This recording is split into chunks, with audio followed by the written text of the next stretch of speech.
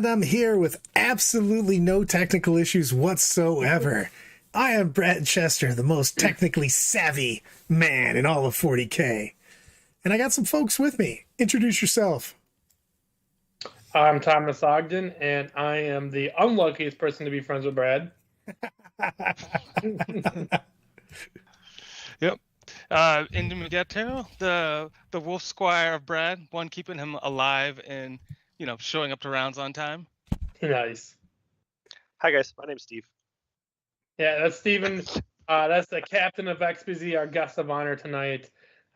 Pretty excited about this episode. So first off, Steven and XPZ is great friends with DOG. Do a lot of things like hang out at events. We have a Discord server where we all practice together and stuff. And they are probably one of the coolest teams, if not the coolest team in 40K right now, in my opinion. A bunch of great guys. If you guys are ever blessed to play against them, they're some of the best sports. They're very good tacticians, and just overall great people and extremely talented at the game. And Steve's Steven on our show tonight is a Dark Angel expert, and I do mean that in the truest sense. 2 years ago when I was top Dark Angel player, I got lucky enough to meet Steven, and that man was teaching me things at LVL in our game about some cool tricks. Real weird things. So super excited to have him on here. So we're gonna have a cool episode if you guys want to talk a little about XPZ, discuss the team, the mentality. They're like the most massive team over in the West Coast. They're pretty large, a lot of different chapters, a lot of cool things to do. Andy, why did you disappear? I disappeared? Yeah, you disappeared, brother. You disappeared, brother. And then they also have a sold out for the first event ever, sold out over 100-man GT. So some fantastic, a lot of great partnerships. I think you guys partner with like Stat Check and a couple other organizations over there, right? Mm-hmm. Yeah, we're working hard on that and trying to bring a good event to the community. And what we're trying to do is kind of raise the bar a little bit, as far as that goes. I think that a lot of good will come from that, and I think a lot of stuff will hopefully trend the whole overall climate of the community in the right direction. Oh yeah, hell yeah, man! I like that. I mean, from what I just see how you guys carry yourselves as people and in the hobby, so I expect nothing but amazing things. I know you're getting a couple of us out there. If you guys can get me a ticket, I wasn't gonna go because it's in November and I'm a TM for T-Mobile, so it's a blacked out month for me. I'm not allowed to take vacation, and Brad said, "Fuck that, you're going anyways." So now I gotta try to get a ticket. But what are we doing here with Steven? Andy won't show his picture, and Steven, I don't know why it just dropped. And Steven decided that he was talking about Kesha, so now we replaced Andy with Kesha. Yeah.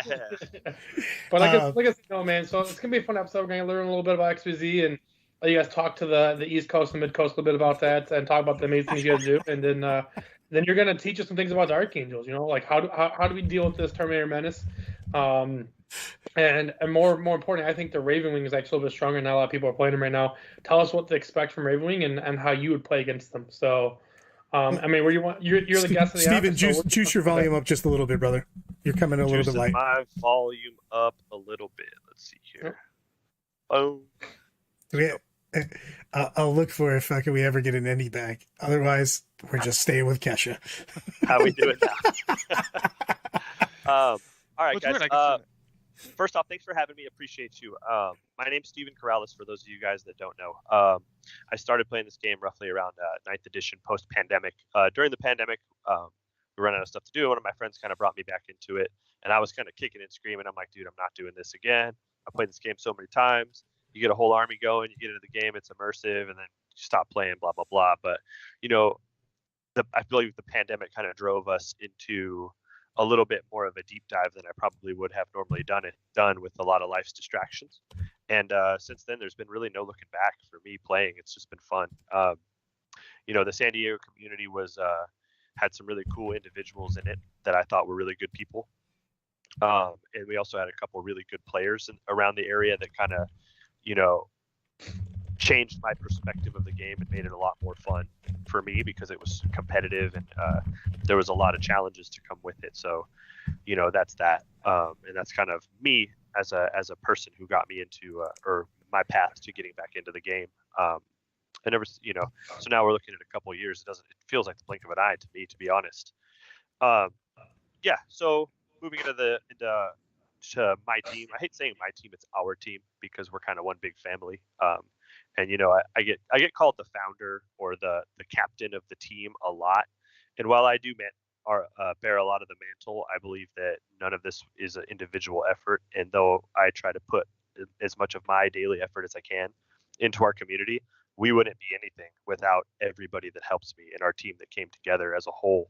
So I think that's our biggest defining factor, the biggest differentiation from Xenos Petting Zoo from a lot of other organizations is that, everybody is shouldering some of the burden and everybody literally sacrifices something in order to propel and perpetuate the brand that we have because we truly believe in what it stands for. And what that is kind of what made me and Tom be friends in the first place. We sat down to play one another at LVO like 3 years ago or something like that. And, we're both playing Marines. We're just kind of hanging out. And we had the whole pregame preamble and we were like, look, man, like, this isn't going to be a sweaty, ridiculous, hyper competitive game. Like, do what you got to do. We'll play by intent, and just tell me what you're trying to do. And, I promise you, I won't cheat you on anything. And he said the same thing. And we had a truly awesome gentlemanly game. And it was close. And after that, it was, that was the thing. And so we kind of started talking about team stuff and our ethos and that kind of, a lot of that's in DOG, but what XPZ was founded around was the idea of great sportsmanship and community above everything else. Winning is cool, but winning is a byproduct of being immersed in tactics, being a good person, playing the best people. You will organically get good.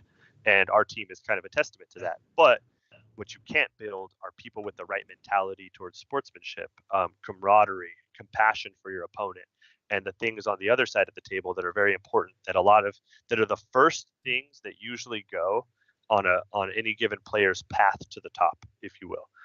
So we've really tried our best to make sure that doesn't fall by the wayside. So, that's the identity and what we try to personify. Most events, almost every event we go to, we pride ourselves on people being like, yo, dude, I would re-rack that game right now and play that guy again because it was awesome and I had a lot of fun, regardless of the outcome. And that's, those are the wins for us. So that's kind of what we embody and what we want to be. That being said, moving forward, I think another thing that's defined us, you mentioned we're a big team, and a lot of people have really said that a lot, that, you guys are just a huge team, this and that. And I'm like, we didn't start that way. And, the reason that we became so big is because one thing that I noticed in our Southern California community was that we were really compartmentalized, and you had a lot of compartments of our community that were very elite and very closed off. That, those guys would walk around events at whatever, in RTT even, or GTs, and it was almost like, don't talk to me, we're the good players, you go hang out over there in the kiddie pool, kind of mentality. And I'm just like, okay, you're flexing on me with your nerd toys, and I'm like, okay, well then let's get good then. All right, so then we started getting good, and I was like, you know what, on our team we built a pretty solid community, and we were like, let's just do everything to not be that. And that's kind of what started the fire. And then so we started moving forward, everybody was good. And my thing was, as I was like, we never want there is no skill requirement to be on this team. If you want to be on my team, there is absolutely, I prefer if you're not good, because it means that you're probably the right guy. What we care about is that you're a person that integrates and feels like a part of our fam from the start. Like you're a friend, a good person, a guy that's like people genuinely want to hang out with. And the second thing I ask is like, do you just want to actively compete? Like those are the two things. That's all you got to do to be on an XPZ. It's just like, hey man, do you not suck? And do you want to go to tournaments and compete? Cool, let's do it. Well, back that up though, because it's not even just a not suck thing. It's a do you not suck as a person, as opposed to right. Everybody can have a bad weekend of games, man. You know what I mean? Yep. What you don't want to do is have a bad weekend as a person. Like right, exactly. No, and you hammered it. You hammered that nail right on the head, Brad. That's the thing. It's like, the thing is, competing in a dice game, you're going to have ebbs and flows. You're going to have ups and downs, and how you conduct yourself in that light is what defines you. So, with that, we just wanted people that were playing good games, that are fun to play around, that are good people to kick it in the community, and we will all naturally get better as the skill level elevates. So do high tide raising all ships, so to speak, or whatever. So that's kind of what we embodied. And since then, so many people have taken to that. It's grown so much in the community, and we've been able to do so many cool things with that, that it's been something that I, and all of us, I believe, are truly proud of, because now we're at the point where, we have enough support and community to do RTT events across all of the region. I think you guys do a similar thing. We have LA events, we have Riverside Inland Empire events, we have San Diego events. We're starting to do Las Vegas events. We're doing stuff everywhere, and literally, most of it's not even like XPZ specific stuff. It's just because the flourishing community is good for everybody. So that's kind of what we're trying to do with that. And you know what I heard is good for community? What's that? Team tournaments. When are you running one? We'll do that soon. I think that. Personally, this is, and we can have a funny discussion about this, because me, myself, not regarding my team, but just me specifically, I don't like team tournaments that much. And the reason I don't like them is because while I do think they're fun, a lot of the stuff changes from my understanding. There are a lot of people skew into matchups. People take different setups.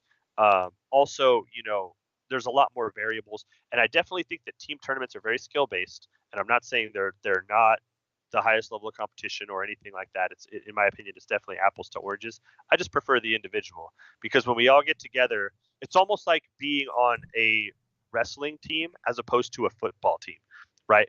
When a football team fails, it's because one person could have been doing bad, but the whole team failed. But when you're on a wrestling team, you're part of the team. But when you go there and you're on the mat, it's you and the other person, and there's no excuses. Accountability is only on you, and that is your competition. So when you see, and one thing that I've really come to love is watching players develop and then reach goals and heights they never were able to meet before, and like watch their faces as they realize, like, yo, I just beat this person, or I just beat somebody from that team, and I never thought I could. And the team shows out, and we all show up, and we all have high individual rankings, and all of those things. It's just very fun. The team tournament environment is great itself. I love it. I have a lot of fun. I personally don't enjoy it the most, but most people do, and it's great. It's just different. I mean, the thing is I respect everyone's opinion, even if their opinion's unbelievably wrong. But that's the thing. We all appreciate it. Classic Brad there. I mean, I can agree with some things he said there, but honestly, I think it's fun because team event, it's a different scope set, and it's kind of cool to try to accomplish something as a group instead of one person. I personally think I like singles better, but I still really like team events. But yeah, I mean, I just going back a little bit more before we go into the main course of the night. We're talking about Dark Angels. I love what XPZ does. A lot of common things between our two teams. I think that's why our two teams are such good friends. We don't have a single leader either. Every team has its own captain. Every captain gets one vote with DOG. Yeah, I started DOG, but literally Brad has as much power as me. So does any captain has as much power as me. Do that. And, I love the fact that you guys are also running events all over California. I mean, your state's as big as multiple states. Over here, we run them over. I think we have events going in 5 states now.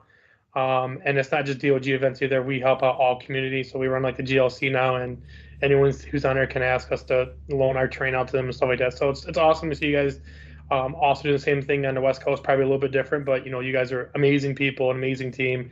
If anyone ever plays against XPZ at all, just be prepared to have an amazing game. I've played a lot of you guys. I've never had a single bad game ever. I don't think I've ever seen you guys ever had a bad game except one time at MCM, and it wasn't even your guys' fault. Your player Kyle showed the best sportsmanship I've ever seen in that game, dealing with the issues he was having, and so that's what made me not just want to be. That was before me and you even met. That was our first MCM, and I just love your team. I love you. I love your team. You're all great people. Some of the best. Literally, if you guys ever see XPZ at an event, literally just go talk to them. Say, I've heard nothing but good things. You guys, let's be friends. And they're like, all right, cool, let's drink together or get a sandwich together. Like, these guys are amazing people. But let's tap into a little expertise of Steven. And like we were saying earlier, like 2 years ago, I was running for Best Dark Angels, and I was having a great year. And I run against Steven. I had never heard of him before. And he was like, why aren't you doing this, this, and this? Because you can do this, this. And I was like, you can't. Whoa, you can do. Whoa. Like the chat. Yeah, dude. The man loves Dark Angels. He means He's probably one of the most, if not the most knowledgeable Dark Angel player. So, how do you feel about Dark? So we'll start. How do you feel about Dark Angels right now? How do you think they're doing in the meta? And give us a little bit of what you think of the Deathwing is doing compared to Ravenwing. What do you think is better? What has the chance of winning in GT? And tell us how you think we should beat them. Will do. So Dark Angels as a whole, Dark Angels, I feel like, it's funny because not much has changed outside of points, right? So the rule base, most of everything is the same. So it's funny, as I've been playing them, it feels really organic, and that not a lot is different in the army and what I'm actually doing on the table. It's really cool though, because now I have a lot more stuff. So let's talk broad base, broad stroke starting, the meta and what we think about that, as well as how Dark Angels are positioned. Obviously, I think that Dark Angels, like Space Wolves, are one of the most elite of the Space Marine chapters. Their elite stuff have some of the most flexible options in what their kits are, and they're designed to be that way. Deathwing Terminators are a good example. Some of the bike stuff, and then just the units that they can draw on from both codexes provide a real versatile skill set. Because of that, when it came to the data slate and the points drop, there was obviously a lot of advantage to be gained from that. A Deathwing Terminator squad used to go from somewhere around 400 to 430, and you dropped almost 100 points per squad, which is a lot. You saw some other drops that were pretty impactful as well across the board to the normal Space Marine book, and I think that's pretty old news. We don't need to go in the weeds with that, but a lot of the just across the board, you got a lot of lower points on that, and that has to do with losing Armor of Contempt. And I think it's all good. So Dark Angels in the meta, where we are, I think that Dark Angels are in a funny spot because talking initially, let's talk about there's three archetypes that you play in Dark Angels. You're going to go a speed build, which is all Ravenwing, and you're going to capitalize on half of the book's amazing stratagems and rule sets that come with bikes and speeder units that really bring them a cut above the rest in durability and speed. And obviously, as Brad knows, speed is one of the best. Speed kills. Dude, speed's one of the best things in the game. So Ravenwing have always been solid. I started playing a pure Ravenwing last year, kind of before a lot of this stuff was there, and having a pretty good success with it at a certain time. I was playing a little bit of a unique build on it, so it wasn't completely optimal, but it was something that I was trying to do well with. And I think it's good. I think that is going to be a solid build moving forward.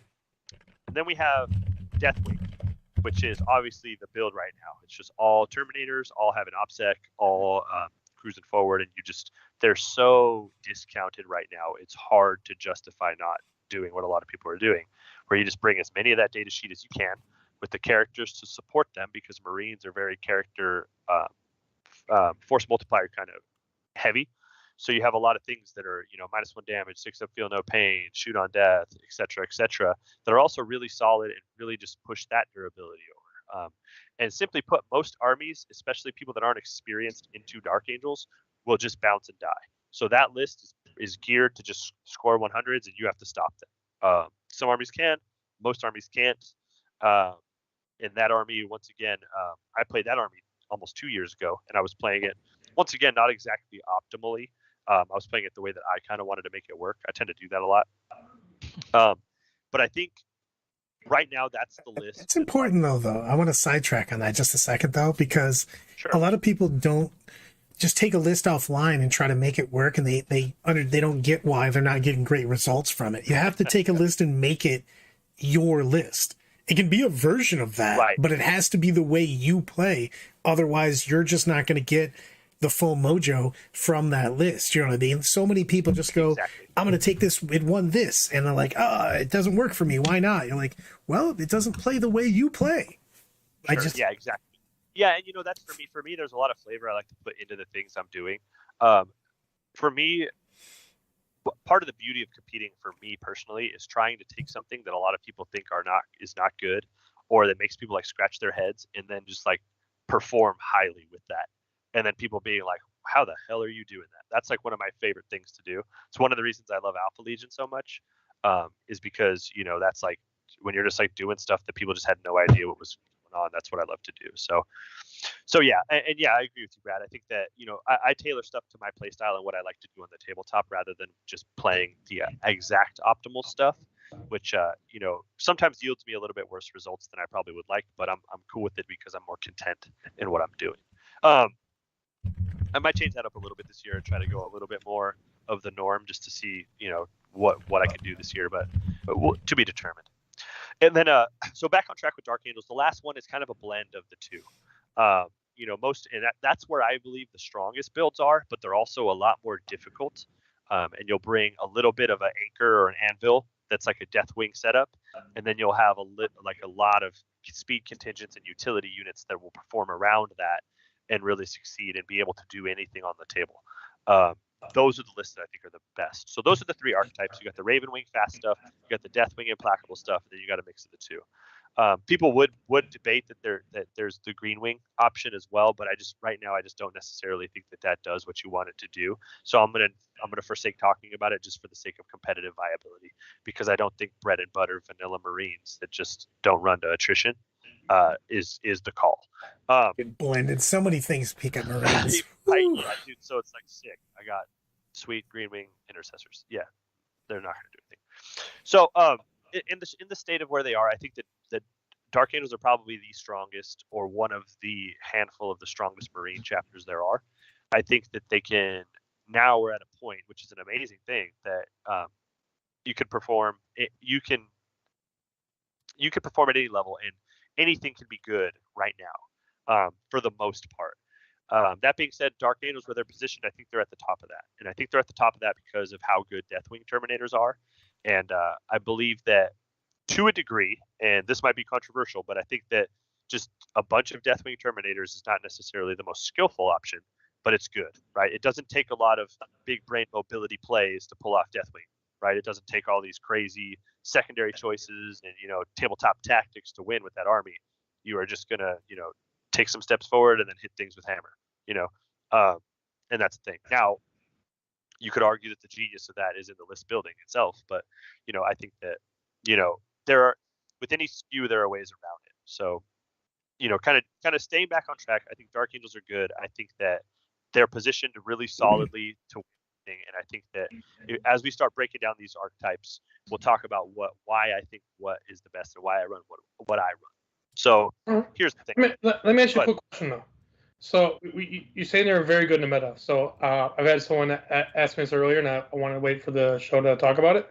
So what armies do you think is the predator to Deathwing right now? Because that's like the big boogeyman for a lot of people. So here's the thing. Before we even get to what armies are the big boogeyman for Deathwing, I think format is really important. So let's talk about that first. If you're playing US Open, it's a whole different animal than if you're playing WTC, which is a whole different animal than if you're playing player placed.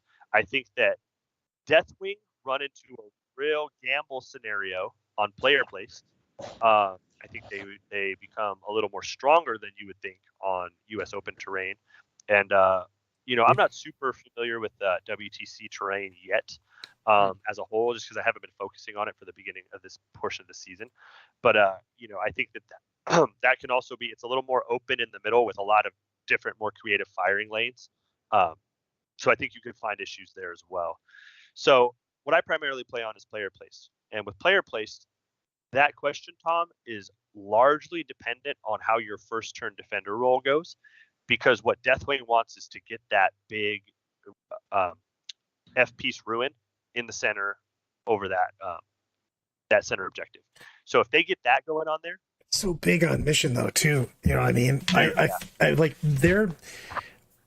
I mean, correct me if I'm wrong on that. You should play more DA with than I do on that. But like, man, it feels like the armies that are tough to play against for you are wildly different depending on the mission. Yeah, it's, you know, and the mission will be different because, okay, so breaking down what makes Deathwing skew, let's talk about the Deathwing skew first. Let's digest that one. And then we'll talk into some other ones later and what I play, which is not that. And we'll break each one down. I guess that makes sense to keep it cohesive instead of us just kind of talking. So the Deathwing skew, the power there And you've been seeing it in a few different ways. I think the way that Crawley played it was kind of interesting because in order to bring some infiltrators and stuff, you actually forsake the native OBSEC on everything, which is really interesting to me. But so some people are playing it that way with the Talon Masters for the fire support. Some people are just going all Deathwing for all OBSEC, and I think that I like it better with the all OBSEC stuff. And what they want to do is they want to take Stubborn Defiance, they want to take Raise the Banners High, and they want to take Ode's Moment. And what they want to do is just go to the middle and have a banner on the middle, have their Stubborn Defiance happen, and just be like, okay, this is a 100-point game if you don't stop me. And they have about 40 Terminators, so they can go 10 on each sideboard objective, or a no man's in their home field, and then you can go a 10-man moving up front with a 10-man to support, and then all of the buffs. Without any infiltrators, you can't start Stubborn turn 1, right? You can, depending on how you build your list. The way that I do it, I have a build for Deathwing pure, and I would take. So what you need is a forward deploy for that to happen, right? With OBSEC. So Stubborn Defiance reads that for every consecutive command phase you control an objective with an OBSEC unit, as long as that unit is alive in the consecutive command phases, you rack it up, right? The way that I do that in my Deathwing is with a Phobos Captain or a Phobos Librarian. They're inner circle, and you can give them Rights of War. And what you essentially do is you forward deploy there, and because they're inner circle with Rights of Initiation, and all librarians are inner circle just because that's a Dark Angels thing, they have transhuman characters, right? What? Almost all their characters are, right? No, chaplains and librarians are. Captains, you have to buy Rights of Initiation. But you buy Rights of Initiation for 15 points, and now all of a sudden you got a 6-wound Rights of War dude that's a 2-up in cover with inner circle and a 4-up invuln, and you have 1 turn to try to get line of sight to shoot him. Probably not going to happen. And then you just advance a 10-man Terminator unit, surround him, and then it's like, dude, good luck digging that dude out of there. You're never going to get that dude off. That's the way that I do it. Super smart. Now, the way a lot of people were doing it before was the infiltrator unit. Now, the problem with Stubborn Defiance now is how much of a gamble play it is, because if something gets to you, and they stop it on turn 2 or 3, you're getting 6 points on that, and you're. I was just about to say, man, Stubborn Defiance is amazing until it's not amazing, and then it's just awful. Right. Yeah, and so it's gambling, and what I actually hate that objective right now for the most part. I think that it's only really viable in a Deathwing setup. And that's why, because you can build in the list phase a way to make that happen to where it's almost impossible to stop. Getting 10 Deathwing Terminators away from providing lookout serve for that Phobos Captain is never going to happen. Or if he's a Phobos Librarian, you have another way to just take OBSEC from people coming at you or fight last them or whatever. It's just it's pretty good and reliable in that sense. But you kind of got to be pure Deathwing to pull that off, right? So yeah, I think it's not that risky. I think that it's very matchup dependent on what you want to do it into. Like for me, I'll always almost take it into Votann, because you can bank that Votann is not going to catch an angle on you with anything but bikes almost the whole game, so long as you control your backfield and your screening, right? Armies like that, where you can really predict how they play and how frontal they are. Guard is another pretty decent example of how frontal they are, depending on how much indirect they have, or I don't know, Death Guard. Any armies that are just a really,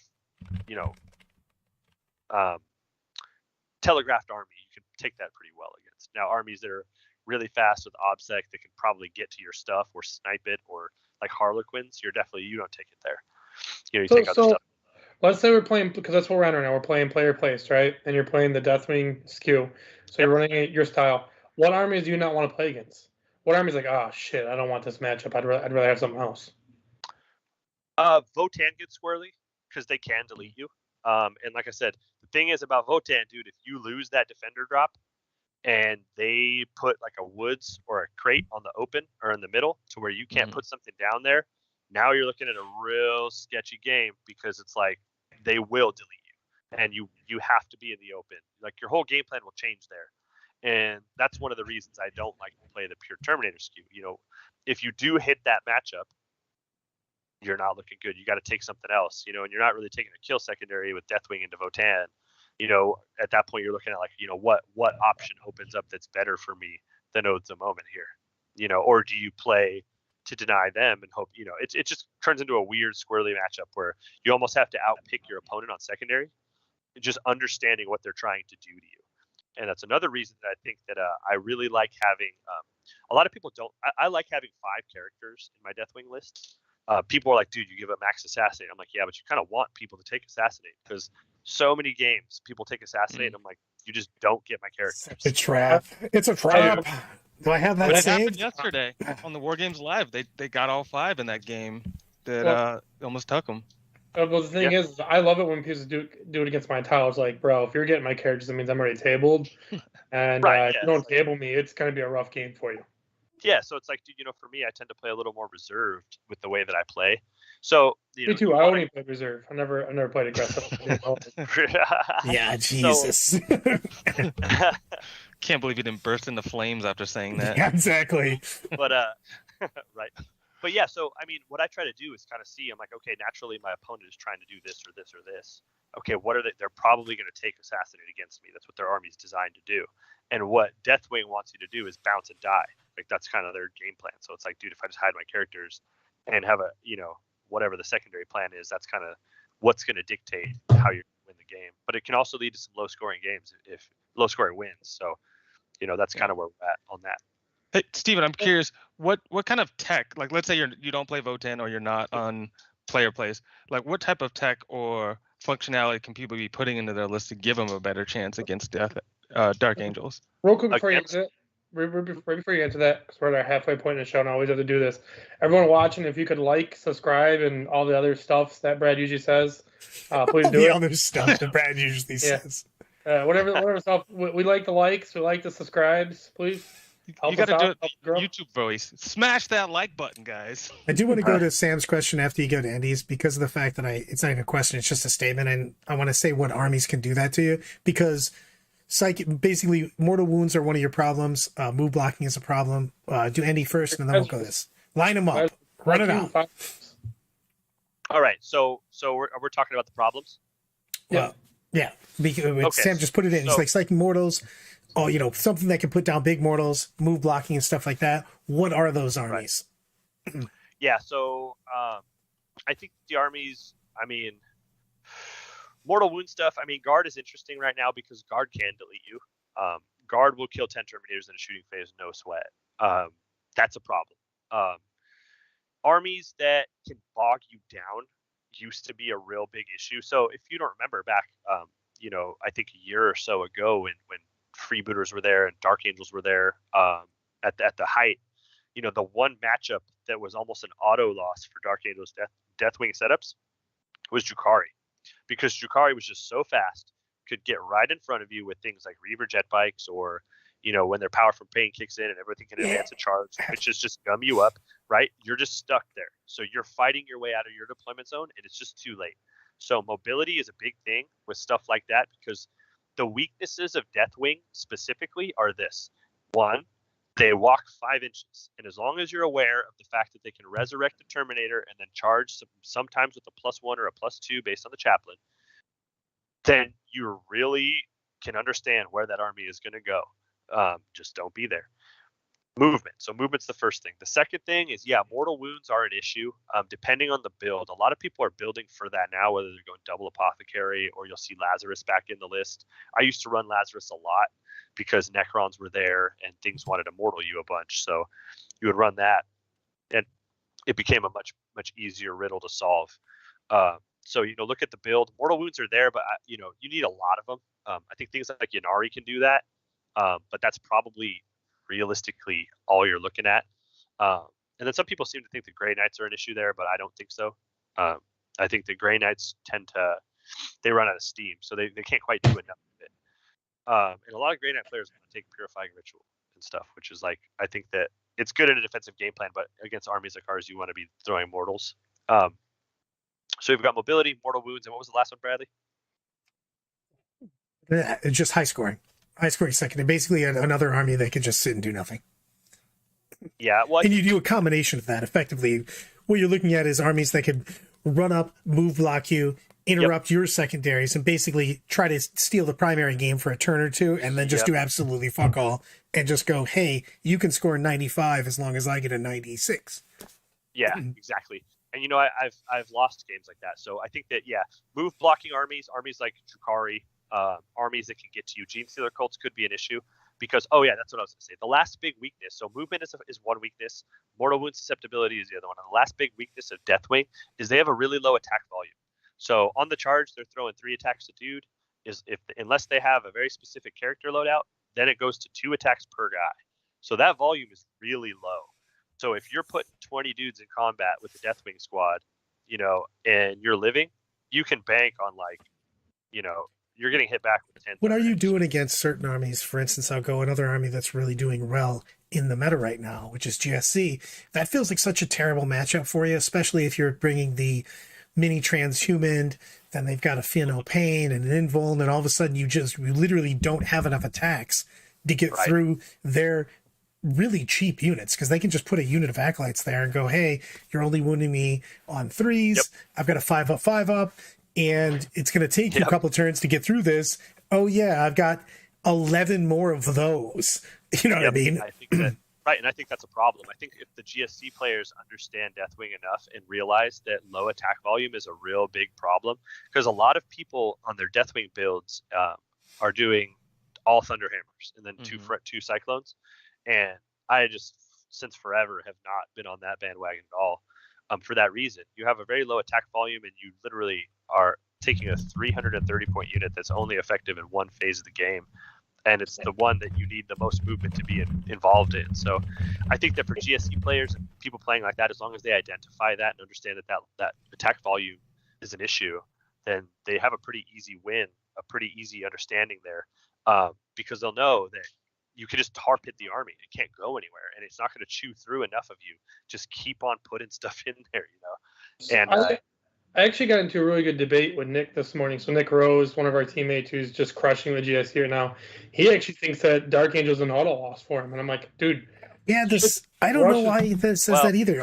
It's not even that the problem is he's looking at it from a kill perspective. And I keep telling him, I go, you don't have to kill literally anyone. You just get in the way. And all of a sudden, if you're giving your opponent 3 turns of 4 on primary, and he's never moved, basically, more than 3 inches, you still just win that game. That's what I was trying to tell. Also, not to mention, he's like, well, if they get that 10-man in the middle, well, do kind of exactly what you guys are saying. You have a low attack count, so you just attack with 2 squads on each side. He can't pile in either way. You just trap them in a line, and next thing you know, they don't have that many attacks in either squad.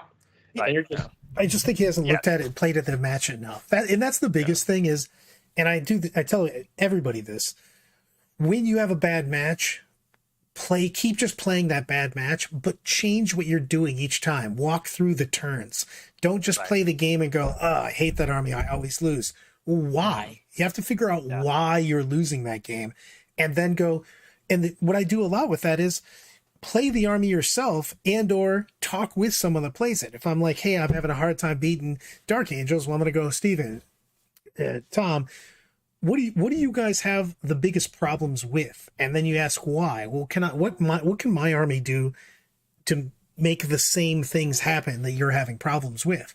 Figure out what problems that army has and capitalize on them. Movement, killing. Like when I see a Dark Angels army, for instance, usually I'm looking at picking up their fast bases. You know what I mean? If it's a mixed army. Which leads into another point, Brad, and I think it's an important thing to do. People tend to talk about, this is something we talk about on our team. They talk about Dark Angels as one faction that all plays the same. You got to look at the list. Dark Angels play very differently based on what you're looking at. And you have to be able to identify what the list is doing, right? If you look at my list, the first thing in the elite section is 2 bricks of Terminators, right? But that's only 660 points of my whole list, and everything else is not Deathwing Terminator stuff.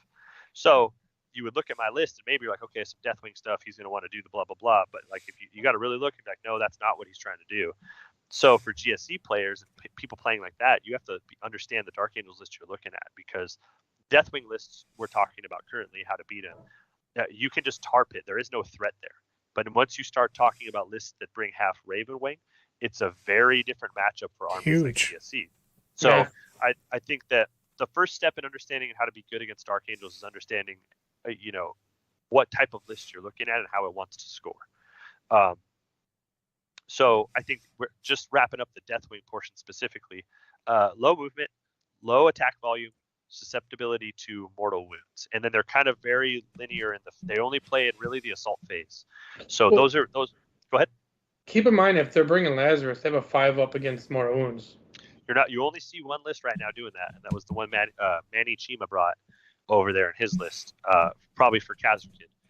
You haven't seen it in another high-performing list, especially stateside. So you might start to see that. And yes, that is a good point because Lazarus is a very good tool. And when you see the increase to Azrael coming up, you might actually start seeing him included. I've been thinking about that as well. I made a couple of Dark Angel lists for people, like right when Arcs came out, and he was in every single one of my list. Yeah, he's good. I like him a lot. Love Lazarus. You got to watch out for all the special characters though, because you end up with no slots for relics and warlord traits that you want. Right. Well, he just won for one's Azrael in most lists, from what I've seen. So, yeah. Next, we'll bump into the other skew type of the list, the opposite side of the spectrum, and we're looking at Ravenwing stuff. When you're looking at the Ravenwing pure builds, a lot of people are raving about them based on Black Knights. Having played a little bit of the season right now, I think that I'm kind of down with the Ravenwing build. I want to try some experimental stuff. I definitely think you leave the Black Knights on the shelf. I'm so sad for them. They're so not. It's funny because they went from like horribly overpriced to decently priced, but they still just don't. They have just underwhelming weapons. Yeah, a victim of their armament. So, neg 1-2 damage in an army that stays in Dev Doctrine the whole time is bad, especially when your volume is the same as the Deathwing Terminators. Okay, cool, and your footprint is so big that you can't hide. I would love to see a going through put walls. their army on the table against Tom's Astra and just see what happens. You're gonna lose very badly. I don't know, man. A pregame move, getting 20 full rerolled plasma shots somewhere and then charging something. I agree. No, we're talking about he's saying about the Black Knights themselves. Like I love Ravenwing, speeders, and attack bikes and stuff like that. I'm talking about the Black Knights. No. Right, so some guys have 20 plasma shots. You give them full rerolls before they go over there. Dude, you leave one guy back, and then they get deuced, man. It's for the points. Their volume is so low, dude. Right. So think about this. What you're gonna do? You're gonna have to win the defender roll, right? And hope your terrain is solid so you can position that. Otherwise, you're gonna be way caught out if you go second. Then you have to win the attacker roll or the go first roll. Okay, cool. Now I won that. Now I can spend 2 of my CP, which I probably spend in warlord traits and relics and all their other stuff, to send this 330, 350 point unit straight ahead to roll up and probably kill 2 squads of 60 point guardsmen and then charge you and die. And I probably kill 3 bases of my own dudes on the way doing it. No, you give them full rerolls. They have full rerolls. They only hit on 4s, and you're still going to miss a lot of them. And are you only going to reroll the 1s? Because you're going to miss a lot of them. You know what I'm saying? And then you're going to roll in there, and you're going to swing 3 Thunderhammer or 3 essentially heavy bolter attacks. Why are you hitting on 4s and not 3s? Because you advanced. Oh, you're not advancing because you're charging. You're not advancing. You're charging. Yeah. But you get what I'm saying, though. Yeah. A lot of gates to go right to send your really expensive unit in to try to do some stuff. It's probably not going to work. The only way that I see that working is what I like to do. I've done it before. I'll do it to guard sometimes. Is if you set up, either you put an Astartes grenade launcher in that unit, or you have an Astartes grenade launcher also on your Ravenwing Apoth. And if you use your stasis shell stratagem, so what you'll do is you'll shoot one unit, you'll charge the next one. Ideally, you clear that unit, or you don't even have to. You just set up your consolidation move, pile and consolidate to where the unit you stasis shelled is the closest for one single model, and that unit cannot fall back. Excuse me. Right. And that's the play to lock guard up and really do some. I've done that a few times to guard, and that's a good way to really like fuck up their game plan and bottleneck them. But once again, we're talking about 4 CP starting the game. We're talking about a major YOLO play, and a lot of things have to go right for it to work. Their footprint's also gigantic. Dude, it's huge. I will be honest with you, there wasn't in my Raven list, but I still think they're pretty good. So whenever I was about to call him out on that, by the way. Tom's like, these guys, I would do all this with my 10-man squad. I'm like, Tom, you've never put those out there. Yeah, and that's what I was just saying. That's what I did all the I don't think they're sufficient. I think they're a good unit. They have some good plays. And I was playing my Tau and they did it to me, I'd shit my pants. I don't have screen units in my Tau. It's like, all right, cool. You just killed Long Strike and you charged my squad. This is awesome. I love this game. You won't kill Long Strike unless you spend another 2 CP for Weapons of the For Dark Age. 20 You spent 6. If I had 24 CP, Ravenwing would be amazing. Like that. No. 20 shots of full reroll, wounding and 3s, not getting saves, doing 2 damage a pop, that will kill Long Strike. And how many? Yeah. What are you just not bringing anything that has 4 deployment at all? Yeah. So No, I don't. You've seen my list. Have you man. seen Tom's list? My bad. I forgot that you just don't put anything that plays the game. You're like, if it doesn't kill people, it doesn't. It's so expensive everything. now. I had no choice. It's like, do I give up things that kill for utility? Hell no. I had utility until they raised my points on my killing shit, and then I had to get rid. Yeah. So I mean, I think that I think the Black Knights have a place. I don't think max squads are the way to go. I'm curious if maybe like 5s or 4s could be interesting because that's really cheap, and then you can actually hit some units like Chaos Spawn on backfield lines or things like that, or shoot an Alaris Terminator off of a backfield objective when you come in from reserves. That's where it starts to get interesting to me because you see armies that are playing that way in our current meta. World Eaters is something you will see. Custodians is something you will see. Armies that want to come forward against you, and keeping a unit or 2 of Black Knights, small ones in reserves, could come in and be decent there. Even though the Corvus Hammers will be terrible in that matchup. But I like the bike squads right now because think about it. The regular bike squads are near equivalent points. You get a lot of bolter shots. You can get an attack bike for the cost of a regular bike with a multi-melta. You can get a regular melta, and you can get a thunder hammer in the squad for free.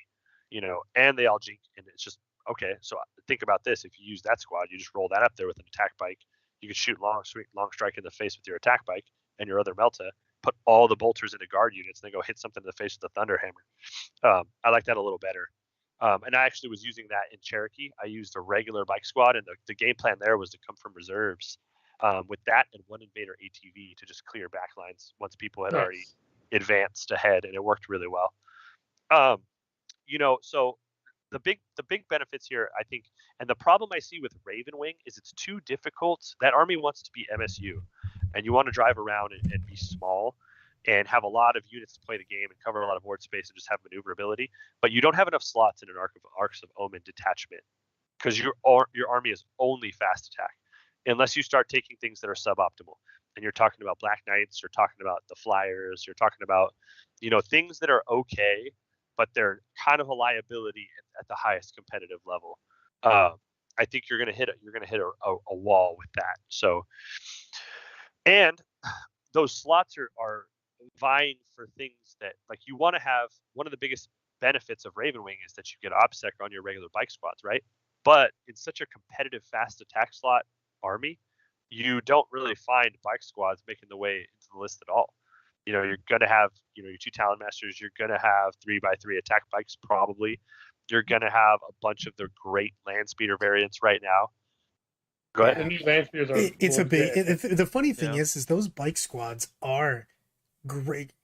They're efficient for what they are, but man, that fast attack slot is crowded. Awesome slots. It's so much good stuff in there. So my problem being with Dark Angel's Ravenwing stuff is I haven't found an army that feels like I fit a full army of optimal choices. What ends up happening is you'll have like all your fast attack will be solid, and then you have to find a bunch of trash stuff to fill the rest of the roster with that you probably don't want. So it's like, or you end up just might as well not even play pure Ravenwing then because and I mean not gaining OBSEC on your bikes is not the worst thing, So I don't think you need it. So that's why I think we're not really seeing a lot of it. And you're seeing the armies that I think that are going really, really heavy into Ravenwing. You're seeing them in that 5-1 and 4-2 spot, and I think it's exactly for what I'm talking about right now. Is when you get to the highest levels of the table, or the tournament, and you're at that top cut, your army is just going to have objectively worse stuff, and you're going to have weird positioning problems that you can just lose to. So that's Ravenwing. I think that, if you do see an all Ravenwing list, how to beat them, I think just leveraging OBSEC and kind of maybe just using your durability or forcing them kind of to come catch heavy angles on you so you can just start taking stuff away. Because when it comes to Ravenwing or any Marines in general, as much as they like having a lot of small MSU stuff, it is not a trade army. So when you start losing your resources, you really taper off hard. So you can't afford to even single land speeders. You have to make a careful decision as a Marine player when it's okay to lose that resource, because when you still don't have a lot of stuff, and you don't want to find yourself in that situation where all of your peripheral stuff is dead and you have just like a ball in the middle of stuff left and you can only score one objective. I have a future question for you, Steven. Mm-hmm. If they do something with the transhuman on Inner Circle, is Dark Angels still top notch, or does Iron Hands surpass them? If Iron Hands stays the same. I think that the problem with Deathwing, I mean, look at it's been around. How long has the Codex been around? 2 years. The problem's not Inner Circle. Deathwing has already existed. Transhuman on Terminators is good, but it's never been a problem. The problem is right now that they costed it so low that you can bring too many, right? Yeah. So I don't think I think if they take away Transhuman from those, they're going to be real dangerously close to everybody else's Terminators. I don't think they're going to do that. It doesn't make sense to me. I think that everybody in the whole world can see and understand that, hey, this wasn't a problem until you made the points per model this, let's change that, and everybody goes back to their happy way of living. I think what would you price the Terminators at? Because they're currently cheaper than my Wolf. I think you leave the base price same. You just charge them for a Thunderhammer Storm Shield. Yep, I think that right there will fix the army as a whole. Because when you don't have a 1-up and you have Transhuman, I think that's. What about I was just about to say though, the problem with it is that we all the Marines share the same base book. So changing their points, are we changing the base points on Terminators? Or are we changing just the Dark Angel Terminators? Just the Dark Angels. Just the Dark Angels. So it would be like, well, the problem is Space Wolves. Well, so Brad brings up a good point because you could circumvent it, because Deathwing brings 2 data sheets. You either bring Deathwing Terminators, which is the Deathwing Terminator Squad, right? And they just have the access to all of they're essentially, you can take anything you could take in a regular Terminator Squad or a Terminator Assault Squad, right? So you can take Thunderhammer Storm Shield or Twin Lightning Claws or Chain Fist Stormbolter or Power Fist Stormbolter. So you can take any of those options, and you have the 2 Cyclones. Normally, in the normal Marine book, you're either going Assault Terminators, which is Hammer Shield, or Double Lightning Claw, or you go regular Terminator Squad, which is a Bolter variant with one sort of fist, and then you don't have any Storm Shields or Hammers in that unit, and then you can take the Cyclone and the shooty options. So I think you would have to say, if you were going to data slate it, you would have to say in Dark Angels forces, or Dark Angels whatever faction. If they have the Dark Angels keyword, then if they have the Inner Circle keyword, then you have to pay for the Thunderhammer Storm Shield. Yeah, perfect. Yeah, if they have Deathwing or Inner Circle keyword, then Storm Shield Thunderhammer costs 5 or 10 or whatever. And I think that's the play. I think that's what balances it. So yes, I think if you take Transhuman off those Terminators, you're going to really destroy that faction. You would plummet, I think, because you're taking away its specialty. Like, yeah, it'd be like by the way, Iron Hands can't reroll ones, and when they still have the penalty. And their vehicles actually don't care about wounds again. So right, I think. Well, here's the thing. I think that Dark Angels have been solidly right where GW has wanted any army to be on these rules for a long time. I mean, one variable has changed it, so just undo that variable. I think they're smart to realize that. At least I hope so. Also, real quick, because we're getting towards the end, everyone who's just recently joined us in the last 30 minutes, please give us the likes and the subscribes, and you give us the voice thingy. Yep.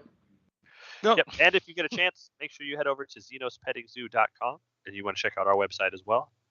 Absolutely.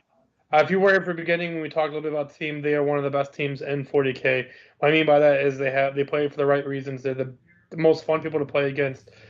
They do have the most beautiful person in 40K. His name's Kyle Perry. He's an amazing most beautiful person in 40K award goes to him. And one of the best sports. I mean, the whole team's full of great sportsmen, from their captain down. So if you ever play against XPZ, just be prepared to have one of the best games of 40K in your life. It's a lot of fun. And if you're ever just at an event and you're looking for a crew to hang out with, just go over and talk to them. They love meeting people. They love hanging out with people. then and they like helping people too. So you can walk over and ask them questions, and if they know the answer, they'll tell it to you. So absolutely give them some support. They have a massive Discord as well. It's a lot of fun. Especially if you're West Coast and you don't know who they are, just do yourself service to meet these guys. They probably have a team near you somewhere too. So fantastic group of people. So to kind of sum it up a little bit though, you're saying if you're playing Deathwing armies, you don't want to play against GSC. We're all agreeing that Nick Rose is wrong and GSC is very good against Deathwing, right? Nick Rose is wrong at life. So Deathwing doesn't want to see those mobility armies, those table control armies. You don't want to see them. They don't have the agency to deal with it. A mixed Dark Angels army will probably fare well there. If you have a lot of land speeders and Talon Masters and stuff like that, then GSC are in a different. It's a real different game. I think that those armies, if you're looking at a balanced Dark Angel army, you're typically getting a little bit more squirrely into things like guard, because like I said, we're not a trade army, so you don't want to start losing all of our Ravenwing stuff, because then it winds up being 1 or 2 Terminator squads in the middle of the board trying to win the game, and that's probably not going to happen. So it just depends on what the opposing list is. If you see a Ravenwing heavy list, start taking away resources as fast as possible. If you see a Deathwing heavy list, try to really just kite them and board block if you can. Don't ever shoot the -1 damage unit. A lot of people do that, and that's like the number one mistake. If you see that unit that has -1 damage with the apothecary by it, that is just take it off of the target options. It's just not a target option. You're going to waste all your. You shouldn't charge it on the first turn of the round. I don't know. Charge it with 3 things. On the first round. Charge it with 3 things. No, then you're gonna get lineup breakable, then you're gonna get interrupted and lose all your shit. And you're gonna last, killed 8 of them. They should have all died. Oh, did you do this, Brad? Yeah. Oh. I also asked. I asked for a poll on War Games Live whether I should charge on turn 1. You should charge on turn 1. Not the -1 damage. So how do you feel? So how do you feel about guard? You think you're going to do good against guard with Deathwing or no? I don't play Deathwing. I play a balanced Dark Angel list. No, I want you in the mindset of a Deathwing player because you know the rules. If I'm playing Deathwing and I'm into guard, what do I think is going to happen? Do you think you have a good shot against guard?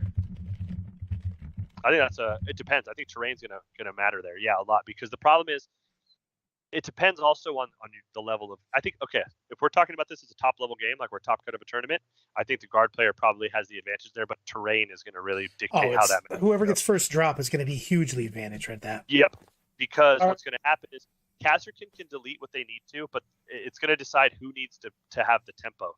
Because if the centerpiece goes the Dark Angel player's way, then guard is going to have the pressure to stop the scoring. Otherwise, if guard gets the first drop, then they're like, well, I'm going to outscore this dude unless he comes to my side of the table. And the Dark Angel player has to kind of just make the rush, because if you don't, they're going to inflexible. They're going to max it, boots on the ground. They can max it, and they can take banners or something. And I mean, they can run to the middle. And if you're that all Thunderhammer army, cool, they shoot your guard unit off, but you raised a banner, and now you're just, they have to go touch the middle to stop your scoring. Otherwise, they're just going to lose on secondary. So I think. Good. You go ahead. I'm just going to start in our last few minutes. Just start labeling some of the top meta armies right now. Tell me if they do good or bad. World Eaters. World Eaters are a good army. I think they do well. I think that they just have to. I think that we're starting to see a little bit more patient. It's not the Invocatus, Mongo up, pregame and charge everything. The board control, threat projection World Eater armies are the best. So good. So do they have a shot against the Deathwing Menace right now? Oh yeah, totally. I think Disciples of the Red Angel have a better shot against the. Good answer. I'm starting to see some really scary Disciples lists over here on the West Coast. Some of those armies They can pop mortals every turn too. Dude, and they can have OBSEC, and they can move away from. They can move any direction when they're shot. Yep, fight on death. Also, it's, you know what I mean. They have like a lot of. They don't fight on death in Disciples. No, not in Disciples. I'm saying, but like just the regular word leaders on that. Yeah. And if you're playing those, it is a board control army with just good secondaries. Right. Yep. So what you have to understand there is that you can project a lot of threat, and yes, once the blood tide happens, World Eaters will just crush a 10-man unit. If they don't charge the -1 damage, don't charge the -1 damage. All right. Well, let me ask you this one. Next one. Tau. Do you think Tau has a shot against the Deathwing? No. Okay. What about challenge accepted, by the way? And we're going to play that game, me and you soon. I am already typing it in chat. Shots fired. Yeah, that army goes pew pew pew all the way. Anyways, next time I want to talk about Iron Hands. Iron Hands. So Iron Hands is the same thing as Guard. Iron Hands is more. They have no indirect though, and they have no teleports. So what ends up happening, unless they bring a drop pod, which is like whatever. So I think that's really Deathwing heavy because they have to come to you to get the angles they want, and they don't have enough passive secondary scoring with their faction secondaries to outscore you. So you take Stubborn Oaths and Banners, and then they have to take Cold Steel and Fury or whatever the heck, whatever, or Flesh is Weak or Assassinate in order to win, and they won't. So they have to come kill you. So once again, the pressure's on them. So I think that's Deathwing's favor. Okay, what about Space Wolves? That's a squirrely matchup. If you have a savvy Space Wolf player and they go around you and start taking out your peripheral Deathwing units with all those 3 damage, extra attacks, exploding. It's big on that. Around, not directly into. Yeah, sure if you hit the edges, it can be. You're probably favored on that. I think that a unit of Jetpack Hammer guys from Space Wolves, if they pop some strats into them, will clear enough of a Deathwing squad to not worry about enough of a clapback, and then just rinse and repeat. And then what you'll do is, cool, you have 10 Deathwing dudes and a bunch of characters in the middle. I don't care. I'm everywhere else. So it's a real sketchy thing into that. And it depends. Like a good Space Wolf player will dismantle you. So you have to be able to understand where to combat squad, how to do it right with Deathwing. And it's a real sketchy. That's why I think the mixed army, I feel, is... That's why I like the mixed army so much more, because that becomes such a spicy matchup at that point in time. Yep, and that point, like I like the Wolf matchup with my Dark Angels because I feel like it's I can outmaneuver them a little bit, so it becomes a real fun cerebral game on the tabletop. Those are the types of games you want to play. I love those types, man. That game just sounds exciting. You know what I mean? Yeah, dude. I think Space Wolves when you're playing Space Wolves, I think the best play is to just crush everything you can in the middle. Don't worry about getting interrupted. Don't worry about just throw everything into it. 2 units every round. 2 units minimum. Look, man, I made some mistakes and I was having some problems. I got beat so bad I went to the hospital 2 days later. All right. If you see 10 Deathwing Terminators in the middle with the -1 damage buff, just understand players did that. They say they want you to charge them and they want you to bounce and die, and that's what you will do. So at that point, guys, we are at 8:05, so we're going to wrap this up real quick. We had a fantastic episode with Steven. I love Steven. You get a little bit more shout out. Go to xenospettingzoo.com to check out their team, especially if you're West Coast. Got plenty of teams over there. Literally mean this when I think they're one of the best teams in 40K, if not the best team in 40K. And they do have the most prettiest person in 40K, once again, Kyle Perry. Can't get more beautiful soul than that, and I do mean that. It was a great time. Thanks, Steven, for talking to us about Deathwing and some Dark Angel stuff. Love to have you back on here whenever you're interested. You and your team are always welcome. And to kind of hit up what Bobby saw today, they did a DOG and XPZ shaking hands emoji there. 100% agree. We call them our sister team because we do so much shit with them. And, we love having you guys around. And looking forward, if you guys are checking on the West Coast, they're starting to run events. They just held up their first event in like 2 days, by the way. You guys should check that out as well too. It's at CaliforniaCup40K.com if you want to see what's going on and what we're doing on that. Keep an eye. There is a waiting list. It did sell out, but for people that want to get on there that aren't Tom Ogden, you know who's got a ticket? This guy. I'm so proud of myself. The world's ending right now. I literally bought a ticket myself. I'm so proud. Yeah. Brad don't even buy frozen over. I don't know if I bought a ticket to anything in like the last 10 years. I was just surprised they knew how. But let's do this. I'd like to thank Steven, Andy, and Kesha, of course, for showing up today. Always a guest appearance. Everyone. Hope to see everybody that's going to Adepticon at Adepticon. Come on up, hang out. We're going to have some fun all weekend. Everyone? Absolutely. Deuces.